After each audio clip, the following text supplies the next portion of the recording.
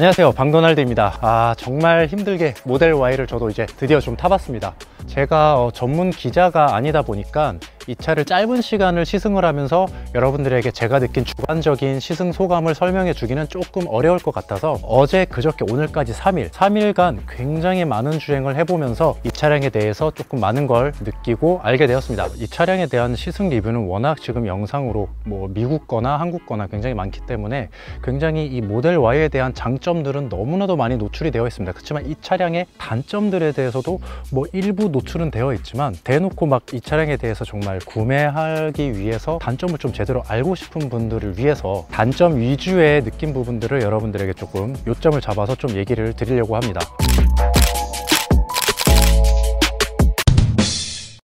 전면에서 보거나 옆에서 보거나 이러면 차가 좀 괜찮은데 뒤에서 보면은 굉장히 무슨 두꺼비가 연상되는 것 같은 뒤뚱한 모습을 보여서 뒤태에서는 굉장히 마이너스적인 요소가 있는 디자인인 것 같고요. 실제 차를 운전할 때 가장 불편한 중에 하나가 백미러입니다. 보조석은 괜찮은데 운전석 부분은 심각합니다. 사각지대가 너무나도 많고 저 정말 운전 무사고로 12년 13년째 무사고 운전이거든요. 굉장히 운전에는 자부심이 있는 남자 중에 한 명인데 이거는 제가 소화를 못 하겠더라고요. 정말 보기 힘듭니다. 그래서 많은 분들이 이 차를 출고를 하면 다 관광미러로 바꾸시는 이유가 여기에 있습니다. 이 차량의 포지션은 SUV입니다. SUV 치고 지상고가 굉장히 낮습니다. 지상고가 뭐 모델 3랑 거의 똑같다고 보시면 돼요. 제가 모델 3 지상고를 직접 재보지 않아서 정말 100% 똑같은지는 모르겠지만 SUV인데 지상고가 낮고 차 내부에서 시트를 높여 놓은 상태이기 때문에 앉으면은 SUV 느낌이 나긴 나지만 실제적인 지상고가 낮기 때문에 차를 전체적으로 봤을 때 이 차가 정말 정통 SUV인가 하는 거에선 여지없이 SUV가 아니라고 말하고 싶습니다. 이 차는 그냥 도심형 SUV라고 좋게 말할 수 있지만 그냥 CUV에 가까운 차체인 것 같습니다. 앞서 제가 말씀드린 것처럼 저는 기자가 아니기 때문에 수없이 다양한 차들을 많이 몰아본 경력은 없습니다. 그렇기 때문에 이 승차감에 있어서 저 같은 일반 사람들 같은 경우에는 이 차를 바로 탔을 때 영상에서 승차감이 그렇게 안 좋다던데, 통통 튀고 서스펜션이 단단해서 너무 안 좋다던데 생각보다 좋은데? 라는 생각 분명히 하실 거예요. 저도 분명히 그랬고 많은 분들이 그냥 일반 분들이 탔을 때 생각보다 나쁘지 않은데? 라고 분명히 생각하실 겁니다. 왜냐하면은 일단 안 좋은 소리를 들었기 때문에 기대치가 떨어진 이유도 있겠지만 실제로 타보면은 그렇게 우리 전문가들한테 들었던 그런 내용들보다는 생각보다 괜찮아요. 하지만 하루 이틀 정도 이제 좀 장거리도 타보고 하면은 분명히 그 영상에서 그분이 왜 그런 말을 했는구나 라는 거를 분명히 이해하실 겁니다. 저 또한 그렇기 때문에 지금 얘기할 수가 있는데, 방직턱 같은 경우에는 요철 구간이라기보다는 그냥 정말 하나의 작은 언덕을 넘는 거기 때문에 그것에서 오는 서스펜션의 드라마틱한 차이를 저는 느끼지 못했습니다. 코나 탈 때 지금까지 제가 탔던 내연차들을 통틀어서, 그리고 아이오닉5, 최근에 탔던 아이오닉5와 통틀어서 비교를 했을 때 SUV와 세단 간의 차이는 확실히 느낄 수 있지만 동일한 SUV 간에서는 그렇게까지 드라마틱한 차이를 느끼지 못합니다. 근데 제가 지금 이 차량을 이틀째, 오늘까지 3일째 타면서 서스펜션이 안 좋은 게 바로 이런 거구나 라고 느낀 게 뭐냐면, 고속도로에서 이제 장시간 운전할 때 가장 많이 느꼈고요.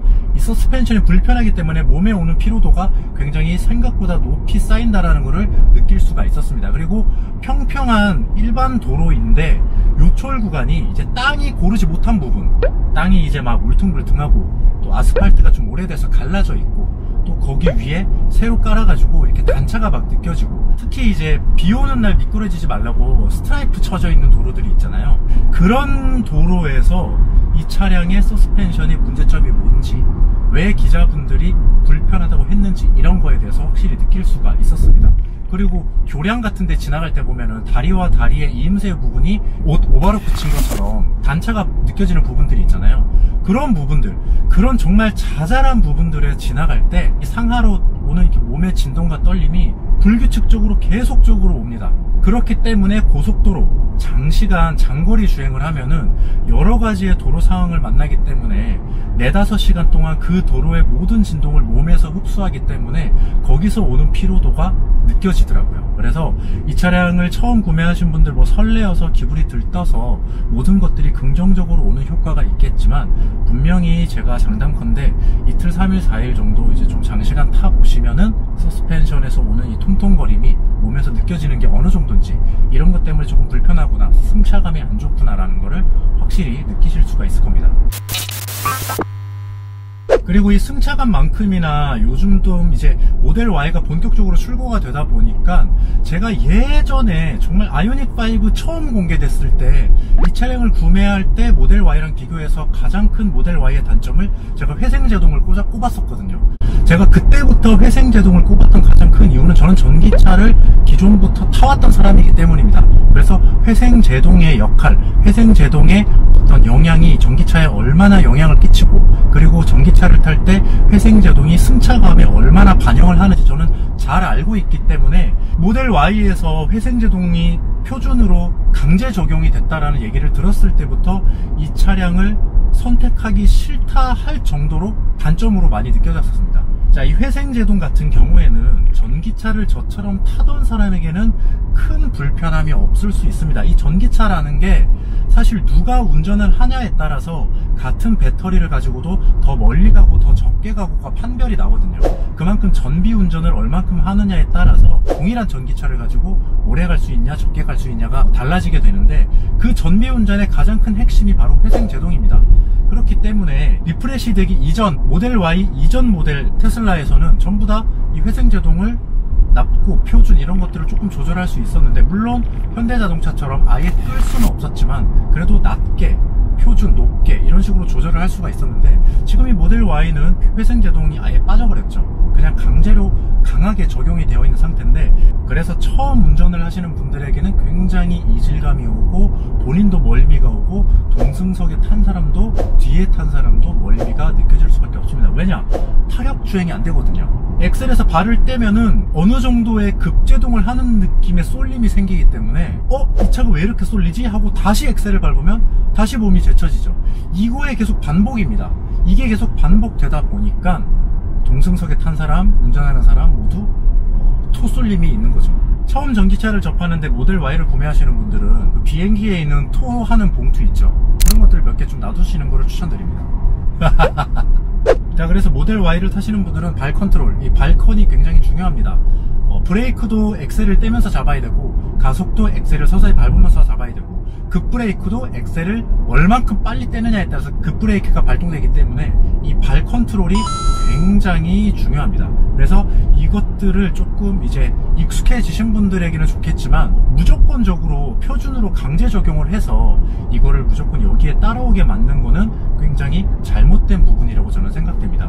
볼트 EV 같은 경우에도 보면은 L 모드라고 따로 있어요. 패들 시프트를 통해서 회생제동을 조절을 할 수가 있지만, L 모드로 내리게 되면은 정말 지금 이 테슬라에서 하는 것처럼 원페달 드라이빙이 가능하거든요. 그래서 밟았대 뗐다를 하면서 가감속을 이루는 그런 원페달 드라이빙을 할 수 있는데, 볼트 EV의 L 모드에 익숙한 사람들은 모델 Y를 타셔도 전혀 이질감이 없으실 겁니다. 제동력은 볼트 EV에 비해서 조금 더 들어가긴 하지만 어쨌든 발에 발 컨트롤이 익숙해졌기 때문에 괜찮으실 거예요. 그렇지만 모델 Y를 처음 타시는 분들, 전기차를 처음 타시는 분들에게는 굉장히 적응 기간이 개개인마다 조금씩 차이가 있겠지만 조금 오래 걸릴 겁니다. 내리막길에도 브레이크만 밟아서 내리막길은 오게 되잖아요, 타력 주행을. 그렇지만 이 차량은 내리막길에서도 엑셀을 밟으면서 조절을 해야 됩니다.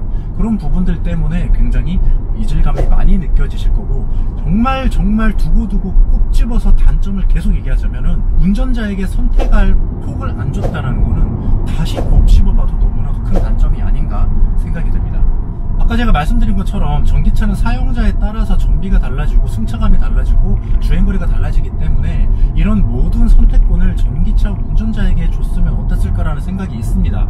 회생제동 같은 경우도 단계를 조절하게 하고, 지금 아이오닉5 같은 경우에는 0단계부터 3단계까지 바꿀 수도 있으면서 맥스까지 포함하면 4단계예요. 그리고 내비게이션 인포테인먼트 설정에서도 회생제동을 따로 강도를 또 조절할 수가 있습니다. 그리고 이번에는 아이페달 모드까지 지원이 됐기 때문에 테슬라처럼 나는 원페달 드라이빙을 하고 싶다 하시는 분들은 아이페달 모드로 정말 극강의 원페달 드라이빙도 할 수가 있습니다. 모든 오너들을 대상으로 선택의 폭을 다 열어주고 있지만 테슬라의 모델 Y는 그렇게 해주지 않고 있습니다. 자, 여러분들, 어떤 게 더 편하고 좋은 차라고 할 수 있을까요? 이 회생제동 하나만 놓고 보면은 아이오닉5 쪽이 훨씬 더 친절하고 배려가 깊은 그런 전기차라고 할 수 있습니다.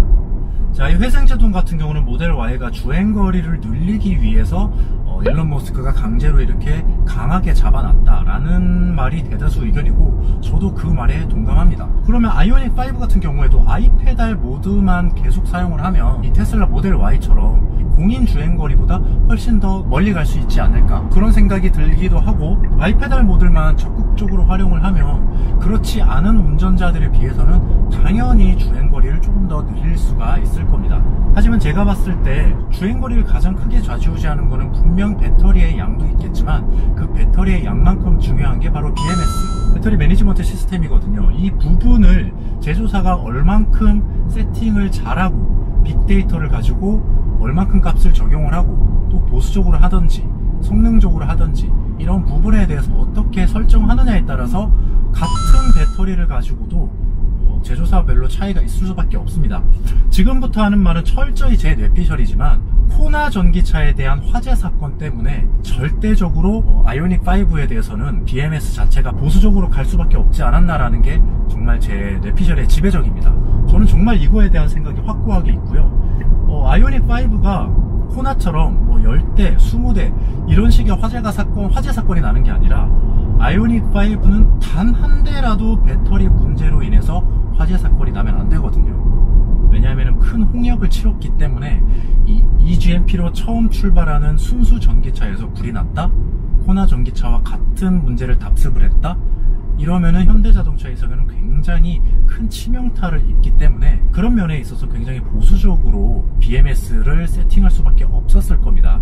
우리가 쓰고 있는 핸드폰 갤럭시 노트 7 발화 사건 여러분들 다 아실 거예요. 리튬이온 배터리 셀은 구조가 다 똑같기 때문에 그 BMS 냉각 시스템을 잘 활용하지 않으면 화재가 발생할 수밖에 없습니다. 관리를 잘 못하면 불이 나게 됩니다. 노트 7 발화 사건이 삼성전자에서 고밀도의 대용량 배터리를 처음 탑재했던 제품입니다. 그래서 불이 난 거예요. 왜냐? 그 고용량 배터리를 가지고 관리할 배터리 매니지먼트 시스템을 체계를 잘 잡지 못했기 때문에 불이 난 겁니다. 자, 그 이후에 노트 8, 갤럭시 S9 그리고 갤럭시 노트 9까지 3세대의 핸드폰을 거쳐가면서 배터리가 동일하게 유지가 됩니다. 보통 갤럭시 핸드폰이 새로운 세대가 나올 때마다 배터리가 올라가거든요. 그렇지만 노트 7 때 불이 나면서 그 다음에 나왔던 갤럭시 S8의 최대 배터리 용량이 3500mAh, 그 다음 세대로 나왔던 갤럭시 노트 8도 3600mAh, 그리고 그 다음에 나왔던 갤럭시 S9도 3500mAh를 유지시켰습니다. 현대자동차 입장에서도 배터리 매니지 시스템을 보수적으로 가져갈 수밖에 없기 때문에 아마 아이오닉 5, 그 이후에 나오는 아이오닉 6, 제 생각에는 아마 그 정도까지, 그 사이에 제네시스 전기차도 있으니까 제네시스 전기차를 통해서도 BMS에 관해서 조금 데이터를 수집하고 좀 더 배터리 관리하는 데 있어서 조금 더 이제 노하우를 다진 다음에 아이오닉 6 이후부터는 주행거리에 대해서 조금 더 많이 풀어주지 않을까, 이런 저만의 뇌피셜이 있습니다. 덥네요. 통풍 시트가 없는 게, 통풍 시트 없는 것도 최대 단점입니다. 통풍 시트 좀 넣어줘야 되지 않나? 미국 캘리포니아 덥지 않아요? 캘리포니아 가보질 않아서 모르겠네.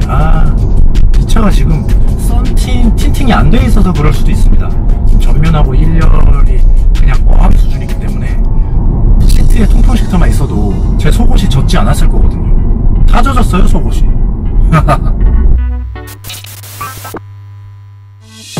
요즘 사람들이 가장 좋아하는 장르 SUV, 그리고 전기차로서 굉장히 긴 주행거리 뿐만 아니라 큰 덩치로 인해서 안에는 굉장히 공간까지 넓게 가져가면서 트렁크 공간 또한 넓기 때문에 레저나 차박 캠핑을 하시는 분들에게도 최적의 자동차가 아닐까 생각됩니다. 전기차의 선두주자다운 테슬라만의 그런 브랜드 이미지, 강력한 오토파일럿의 반자율 주행 기능과 혁신적인 OTA 기능으로 이번에 모델 Y, 요즘 사람들이 원하는 것들을 두루두루 갖춘 그런 포지셔닝이 아주 좋은 차라고 생각이 됩니다. 하지만 한 가지 제가 확실히 말씀드릴 수 있는 건, 이 모델 Y는 누구에게나 모두 편한 차고 혁신적인 차는 아니라는 겁니다. 이게 좀 자동으로 하면 안 되나, 이거?